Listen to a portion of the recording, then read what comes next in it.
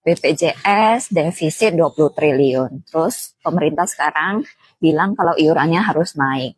Tapi di tahun yang sama, negara itu ngasih 335 triliun untuk program MBG. Coba kita pakai akal sehat ya. 20 triliun itu dibanding 335 triliun, itu cuma sekitar 6%. Artinya apa? Artinya kalau negara geser sedikit aja nih dari program MBG, ngambil cuma 6%, defisit BPJS itu selesai.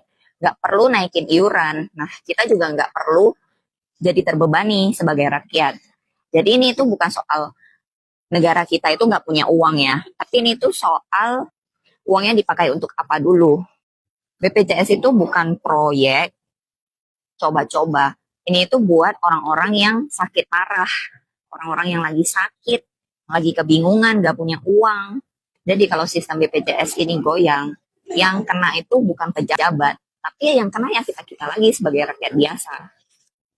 Sekarang pertanyaannya sederhana. Kenapa yang pertama disuruh berkorban itu peserta BPJS? Kenapa bukan desain program MBG yang kita sesuaikan dulu? Kalau rumah bocor kan biasanya yang ditambal itu atapnya dulu ya, bukannya malah kita beli pagar baru gitu. MBG mungkin niatnya baik, tapi kalau untuk jalankan program MBG ini sampai ratusan triliun, lalu sistem kesehatan yang udah jalan malah disuruh cari uang sendiri lewat kenaikan iuran, itu namanya prioritasnya kebolak-balik, Pak. Rakyat udah bayar pajak, rakyat udah bayar iuran.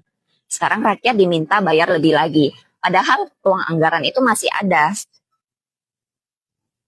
Jadi jujur aja ya, ini bukan soal mampu atau nggak mampu. Ini soal negara mau melindungi sistem kesehatan dulu atau mau mempertahankan gengsi program MBG. Karena kalau cuma 6% yang dibutuhkan untuk menutupi defisit, tapi yang dipilih tetap menaikkan iuran, berarti itu keputusan bukan keputusan teknis. Itu keputusan politik. Dan rakyat berhak bertanya, kenapa yang selalu diminta mengalah itu kita sebagai rakyat?